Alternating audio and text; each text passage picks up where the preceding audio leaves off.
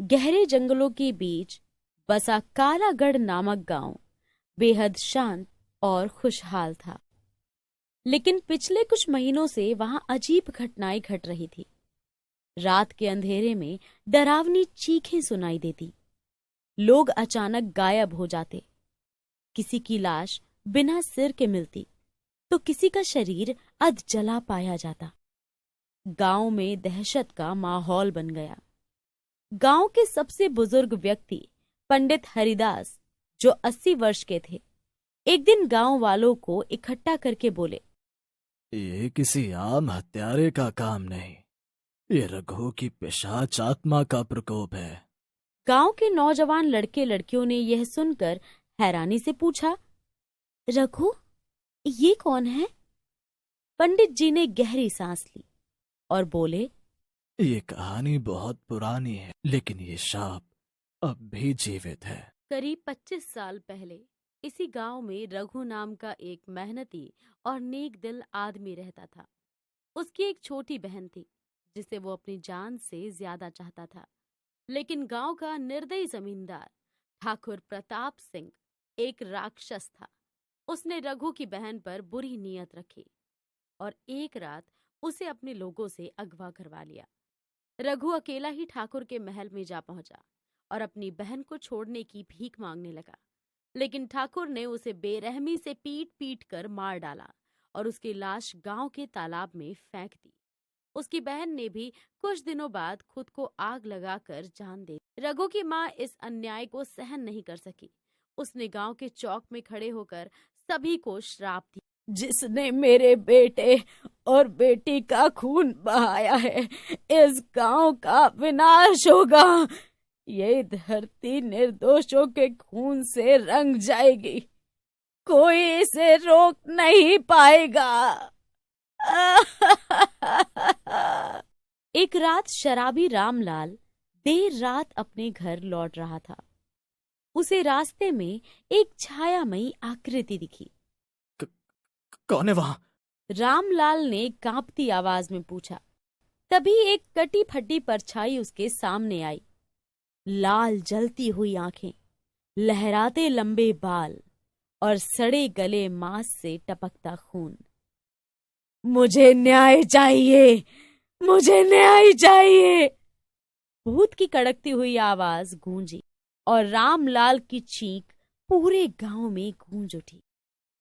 सुबह उसकी सिर कटी लाश गांव के चौक में मिली। गांव में हड़कंप मच गया। ठाकुर प्रताप सिंह अब बूढ़ा हो चुका था, लेकिन उसे एहसास हो चुका था कि उसका वक्त करीब है।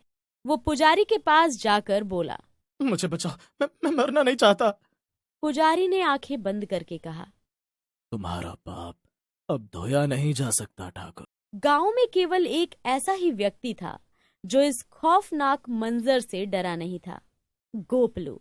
वह एक 18 साल का लड़का था जिसे बचपन से ही भगवान हनुमान पर अटूट विश्वास था।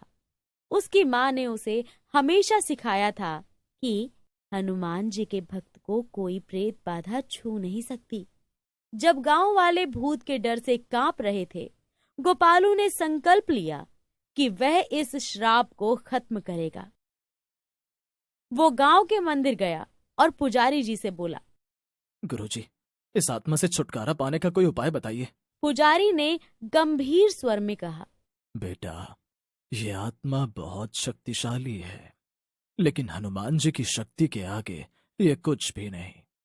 अगर तुम चाहो तो सच्चे मन से हनुमान चालीसा का जाप करो और एक यज्ञ करो, तो इसे खत्म किया जा सकता है।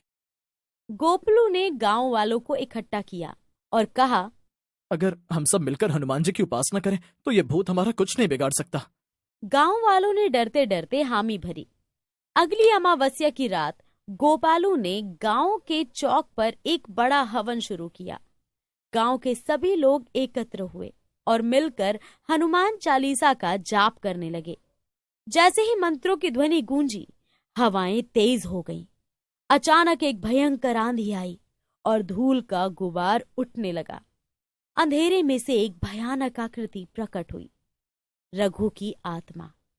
उसने जोर से चिल्लाकर कहा, तुम सब जलकर राख हो जाओगे। ये गांव मेरा शिकार है। गांव वाले डर कर पीछे हटने लगे, लेकिन गोपालू अडिग रहा। उसने अपनी आंखें बंद की और पूरे विश्वास से हनुमान चालीसा पढ़ने लगा। जैसे जैसे मंत्रों की गूंज बढ़ी, रघु की आत्मा दर्द से तड़पने लगी। उसकी चीखें पूरी गांव में गूंज उठी। गोपालू ने हवन से जल उठाकर उसकी आत्मा पर फेंक दिया। बजरंग बली की जय। उसने जोर से कहा।